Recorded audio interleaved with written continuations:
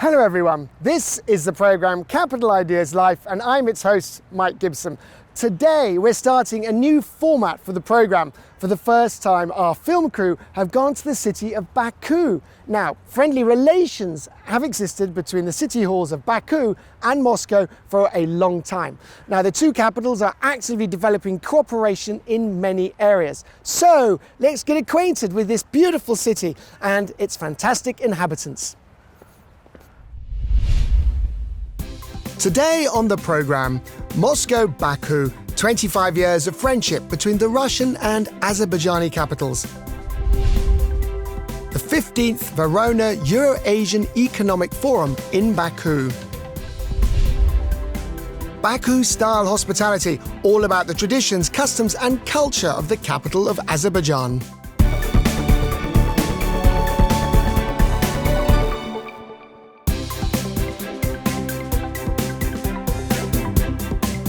Azerbaijan is the largest country in Transcaucasia. The country is located on the shores of the Caspian Sea and covers an area of 86,600 square kilometers.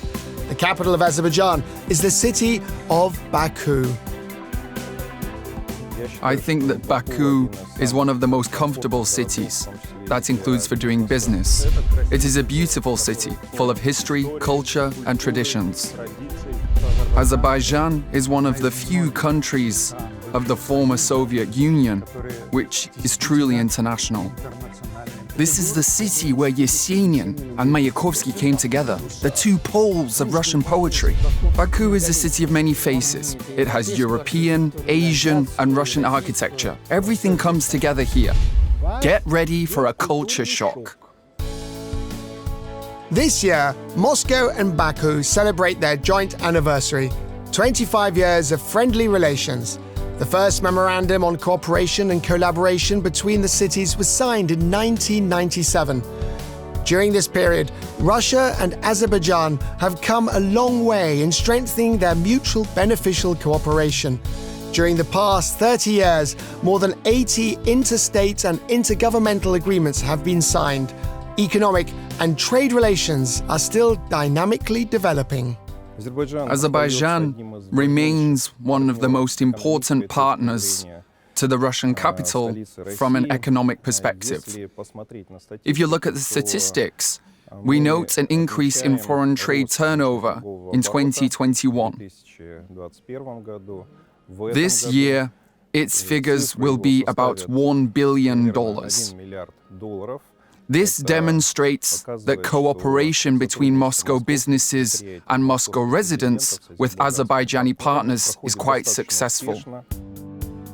The successful visit of the Baku delegation to the Russian capital during the Second Caspian Economic Forum illustrates the ongoing, fruitful cooperation of the states. Another important business audience for the dialogue between Moscow and Baku was the 15th Verona Eurasian Economic Forum, held this time in the capital of Azerbaijan. This year, for the first time, the Verona Eurasian Economic Forum is being held in Baku. Now we're in the Baku Congress Center, which has become the main venue of the forum. This is the largest multi-functional complex in the Caucasus. Events of the highest level are held here. It's an impressive building.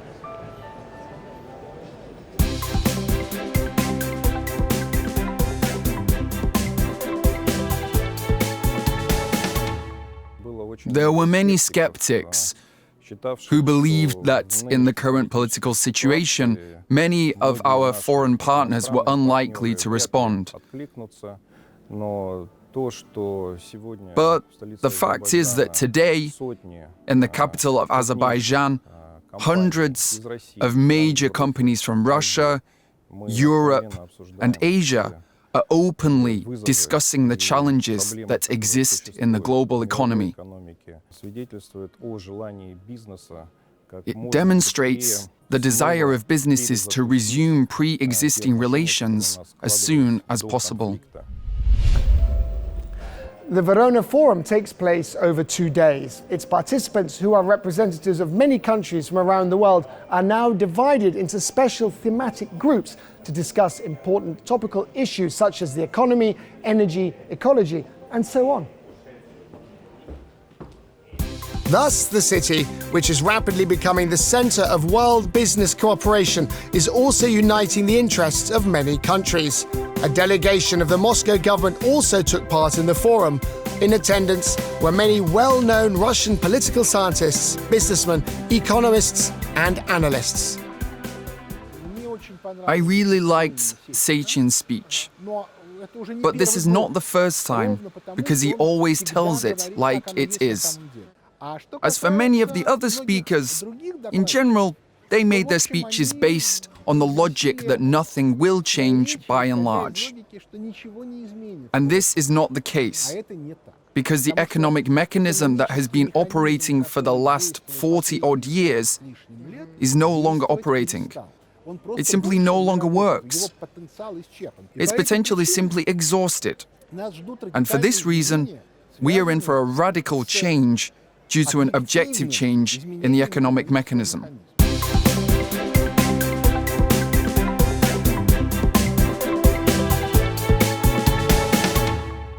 The 15th Verona Eurasian Economic Forum is being held in Baku because the main topic is no longer Europe, nor the Greater Europe that has been talked about from Lisbon to Vladivostok, but the topic of Eurasia. And the Russian Deputy Prime Minister Alexei Overchuk clearly outlined for the participants the thesis that Russia has ceased to be the east of Europe. It has become rather the north of Eurasia. A new understanding of its role is taking place, not only geopolitically, but also economically. What should the media do?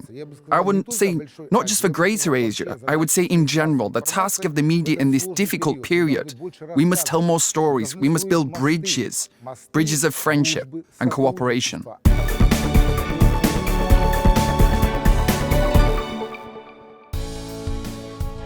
The relationship between Moscow and Baku is made up of more than just 30 years of diplomatic cooperation in the recent history of Russia and Azerbaijan. There are hundreds of years of common history and victories, which, as you know, always brings people together. One such victory was especially memorable for Muscovites and Baku residents, the victory of the legendary chess player Anatoly Karpov in the 1978 World Championship. A feature film was recently made based on this story. I've been wanting to watch this movie for a long time. It's the true story of the remarkable victory of Anatoly Karpov, a legend of world chess. The main character and the idol of all chess fans personally came to the screening of the film in Baku. The topic is not easy because chess is not soccer or basketball, where everything is in motion. In chess, the main events take place inside a person. It's an emotion, it's a struggle, it's the mood to fight, to worry. But the artists managed to convey this inner side of the World Championship. The film World Champion first premiered in December 2021 in Moscow. Following that, it was successfully screened in Geneva and Rome. The film was warmly received in Baku. That was such an incredible story. I'm overwhelmed. It really is a must-see. And the real gift for young chess players was meeting the champion himself. It's a very cool movie. I really enjoyed it, especially the moments when he won.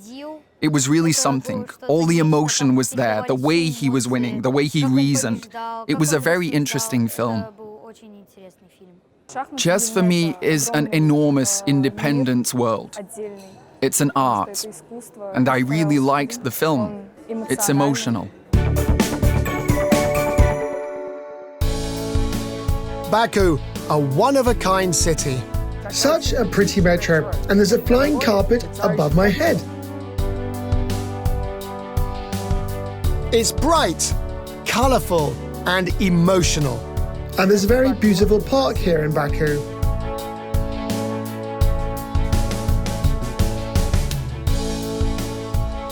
Baku's calling card is rightly considered to be its architecture. And look at this beautiful historical building. It's the City Hall of Baku. Many unique buildings appeared here during the first oil boom of the late 19th and early 20th centuries. Oil producers, having large funds and a desire to stand out, were not stingy with the construction of family mansions. Now the stones of these houses preserve the stories of destiny, stories of love, and sometimes the appearance of their former owners. There is a joke that dogs look like their owners. But in Baku, the houses looked like their owners. Here is the famous house of Hajinsky, the Maiden Tower, elegant, aristocracy. Look at Hajinsky himself. Or there was Dmitry Mitrofanov, a petty bourgeois of the Perm province. Look at his house. Famous Baku researcher and historian Fuad Akhundov is ready to tell incredible stories for hours about many old buildings of pre-revolutionary Baku and about the people who came to this beautiful city at different times. Fyodor Shaliapin was so tremendously impressed that he once gave 2 concerts here instead of the promised one. And then in an interview with the local press, he declares, "For life, I was born on the Volga, and for music, in the Caucasus." There are more than 750 rare photographs of old Baku in the researcher's collection. The young scientist learned many facts from the history of this amazing city from his coach Nina Fisheva, director of the Central Film and Photo Documents Archive of Azerbaijan. Imagine a woman. She was 60 when I arrived at her house. A woman who had no family, no children, no desire to have any. She had an archive. She knew every document by its inventory number. She would say, "I don't need a computer. My computer is here." She was a phenomenal woman. And you'd think she was some kind of archive rat. No. In her 60s, she dressed elegantly. She wore stilettos. She had lightweight flapper jackets. She would kick a Central Committee worker out of her office because she thought he smelled bad. That's it. But if she liked you, she would expose you to the holiest of holies. She would let you into the archives. The director of the Central Film and Photo Documents Archive became not only a coach and a colleague to the young man, but also his close friend.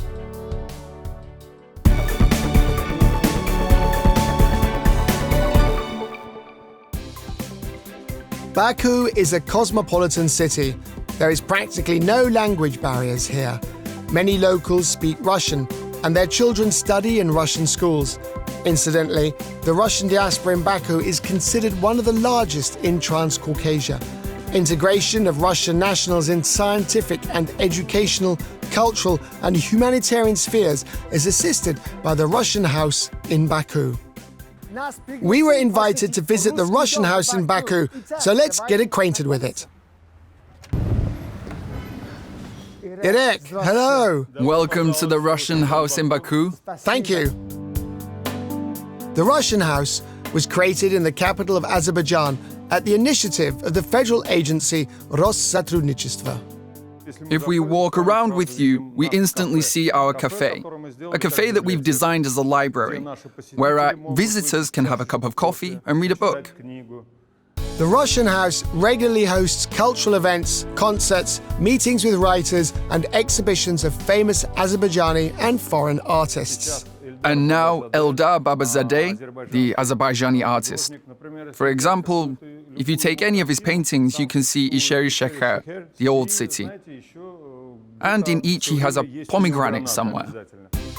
The Russian House implements a large number of cultural and educational programs in Baku. For example, it is coordinated with Russia on the project Compatriots. Much attention is also paid to working with young people. One of these great programs is the Moscow Mayor's Scholarship. The Russian community runs this program here, under which Azerbaijani students receive a scholarship from the mayor of Moscow. The first Russian settlers appeared in Azerbaijan in the early 19th century.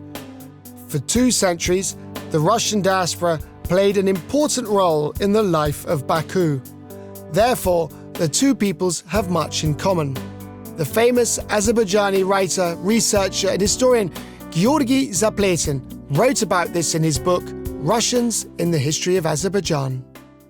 I, being a Russian national, but born on Baku's soil, have never encountered any incidents of nationalism or disrespect for any other nation in my entire life. There is no such thing in Azerbaijan, and God willing, there never will be. Today, Azerbaijan is a free, democratic, independent state. It maintains close, friendly relations with the Russian Federation and other cities. This is evidenced by the exchange of delegations at various levels.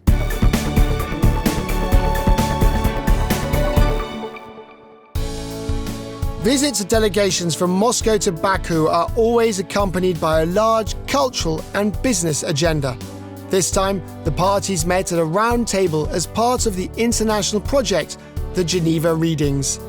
The main topic was to discuss the role of women in the modern world and the achievements of sustainable development goals.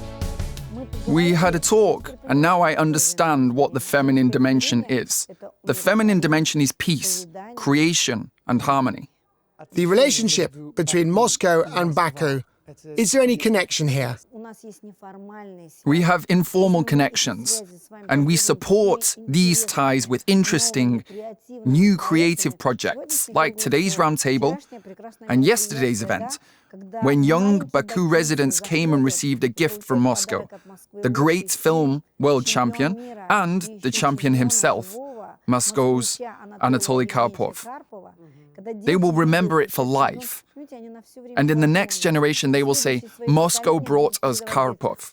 So it seems to me that this connection is very important. It's humanitarian, cultural, educational, and that's perhaps the strength of our two cities. The Geneva Readings were held in an unusual place, the Azerbaijani National Carpet Museum. The Carpet Museum in Baku is shaped like a rolled carpet. It has the largest collection of Azerbaijan carpets in all the world. The collection of this museum has more than 1 million priceless pieces, from the Bronze Age to the present day. A carpet, for a true Baku resident, is not just a household item, it is a national treasure. Beautiful. Carpets in Baku are a symbol of tradition. They are handed down by generations, and carpet weaving in Azerbaijan is considered a true art. There are many different schools and styles of carpet weaving. This is an old machine for making carpets by hand.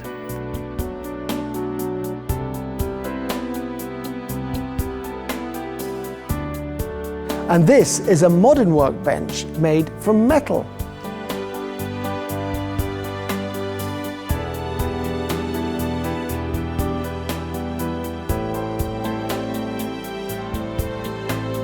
Did you know that from the drawings on the carpet, you can actually read the carpet story?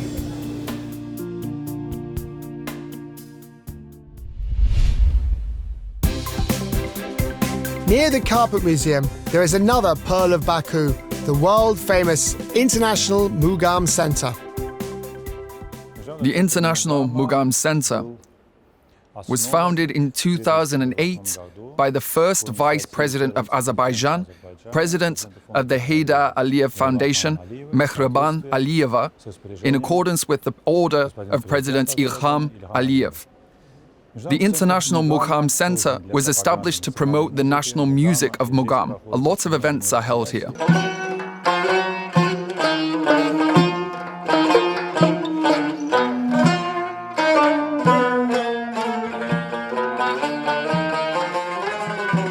Mugam is a musical genetic code, not only for a musician, but for every Azerbaijani living both here and abroad. It is a philosophy that unites us all. It comes from depths of tradition spanning over centuries.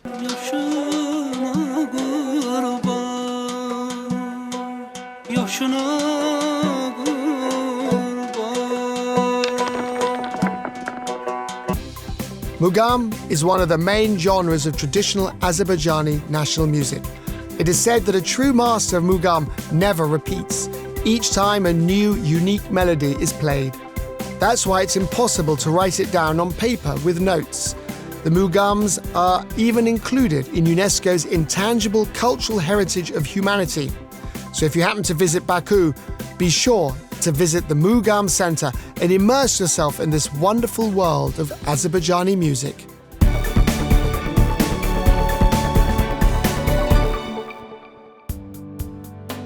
It is said that the first place to get to know a country is in the kitchen. And if you follow this advice, then be prepared to be fed here like an honored guest. Baku residents are very hospitable people. Azerbaijani cuisine is plentiful, tasty, and diverse. We have excellent pilav. We have excellent kebabs. We have excellent, as they call it, cauldron emek, something made in pots. This is dolma. The pastries, gurza, kutabs. I'll tell you, everything likes shakhplov very much. And of course, not a single meal passes without a cup of traditional Oriental tea.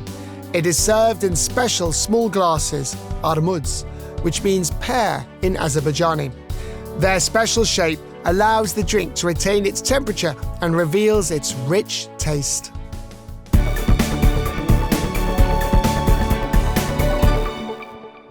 The Aliyev Gaydar Center is one of the most famous buildings in Baku and a symbol of the modern city.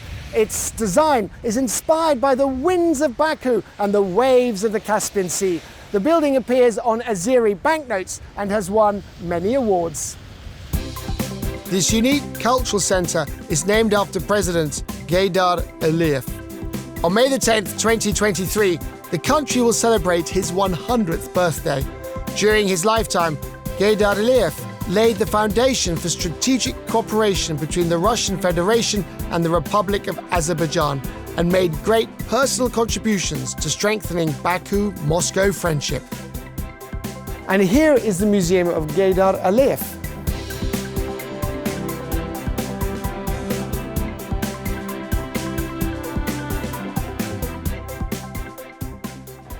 The museum is very interactive. You can get all the information yourself. It's very convenient.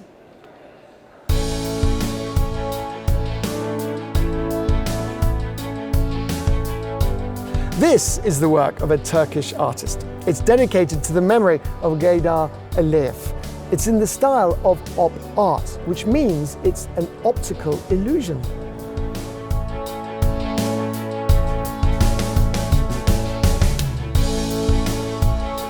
This is a Chaika, the official car of Gaydar Aliyev during the Soviet period. The Gaydar Aliyev Center was designed by world-renowned architect Zaha Hadid. Straight lines have been totally eliminated in the design of the building. That is why the center is regarded as such a uniquely beautiful building. These steps are amazing. They vanish into the walls. And I feel like I'm inside a cave. In the halls of the center, one may get acquainted with the history of Azerbaijan and its cultural heritage. There are national costumes, a collection of carpets of famous masters, and of course, traditional musical instruments. In order to listen to the sound of the instruments, you just need to stand on the little carpet. Ooh. That's the sound of the gaval. And here is the tar.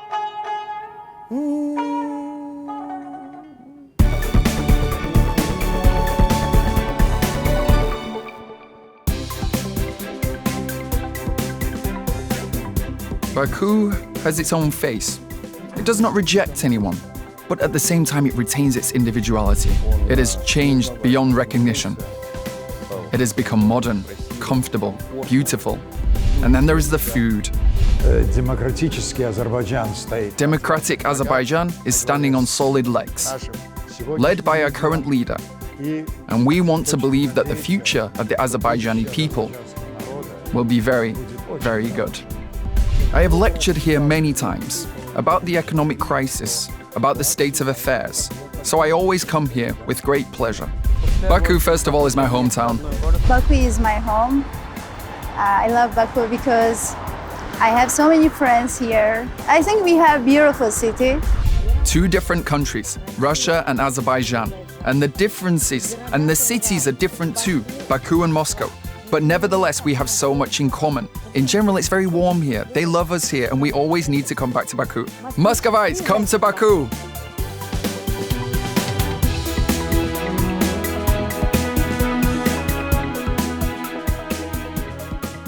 Baku is a truly unique city, and I'm so delighted that we managed to get to know it a bit better. And see you in the next show. And as they say in Baku, Soch Sachol. All the best to you.